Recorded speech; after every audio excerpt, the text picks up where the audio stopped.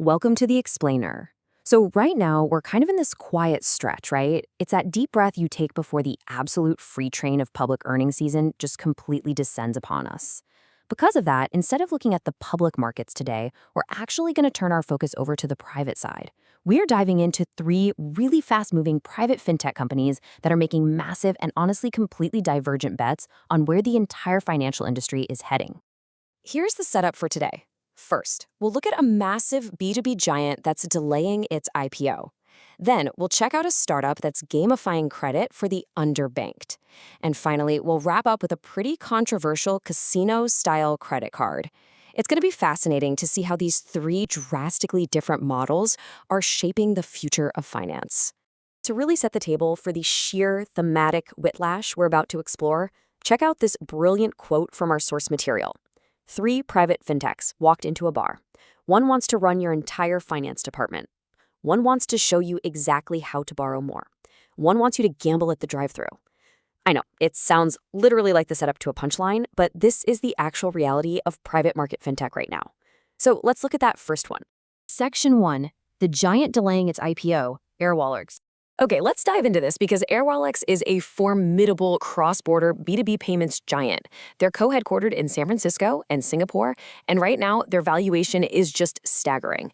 They actually just closed a $320 million Series H round that values the company at a cool $11 billion. But here's the crazy part. Just 6 months prior to this, they were valued at $8 billion. That is a massive 38% jump in exactly half a year. And look, they aren't just selling some flashy narrative to get that kind of valuation. They're printing incredible growth. To put this into perspective, they have over 676,000 businesses using their platform, including absolute heavy hitters like Canva. Their annualized revenue recently hit $1.3 billion. That's up 74% year over year. And their annual transaction volume literally doubled in a single year to hit $287 billion. But, the crucial takeaway from all these metrics, over 90% of their revenue comes from customers using multiple products. That right there is the sticky metric that actually matters for long-term survival.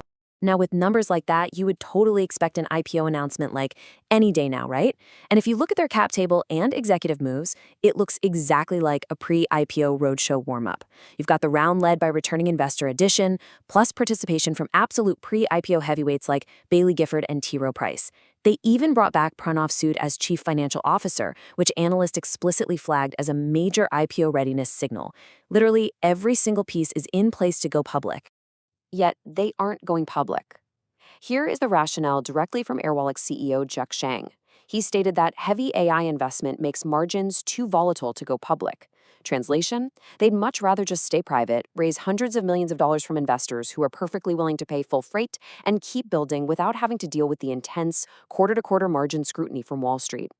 So what exactly are they building with all that private capital? Well, they are building the rails for what they call the agentic economy.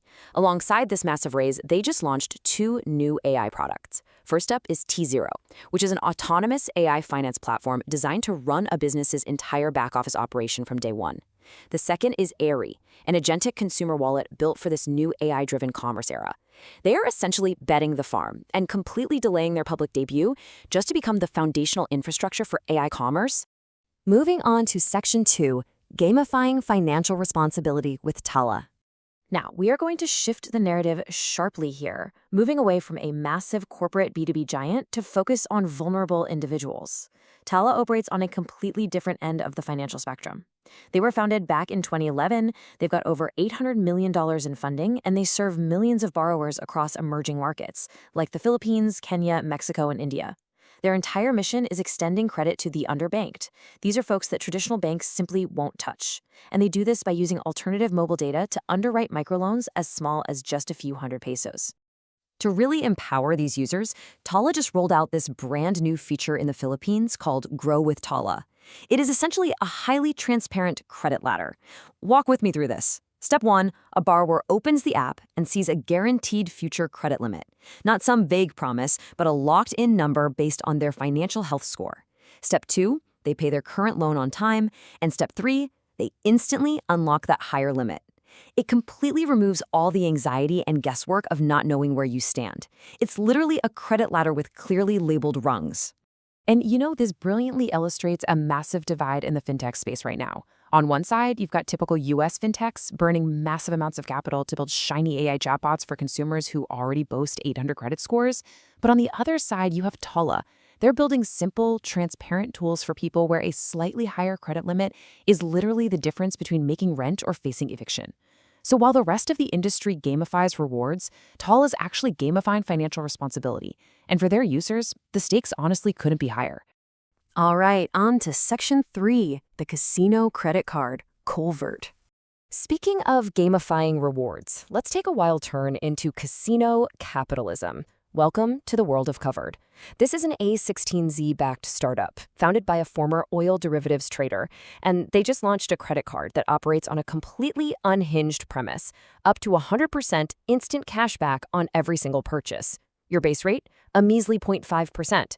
The average payout settles around 2.5%, but the ceiling? You could literally get your entire purchase wiped out instantly.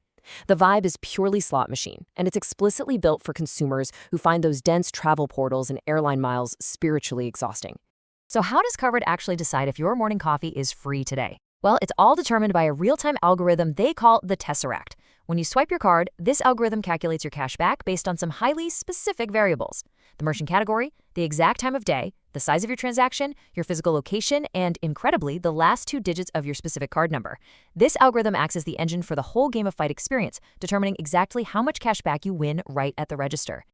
Now, you might think this just sounds like a gimmick, but look at the early traction here. The card is issued via Rain, which is a stablecoin payments platform, meaning it's already accepted at 150 million merchants worldwide. Since launching their beta, they've covered $25 million in purchases, with 12 million of that happening in May alone. They're seeing 3,000 daily downloads, and they're sitting on a 50,000-person waitlist. And where are people actually using this? The top spending categories are Walmart, McDonald's, and Burger King. Turning a fast food run into a potential lottery ticket is clearly resonating in a massive way with consumers. Naturally, this whole thing has sparked a pretty polarizing debate across the financial world.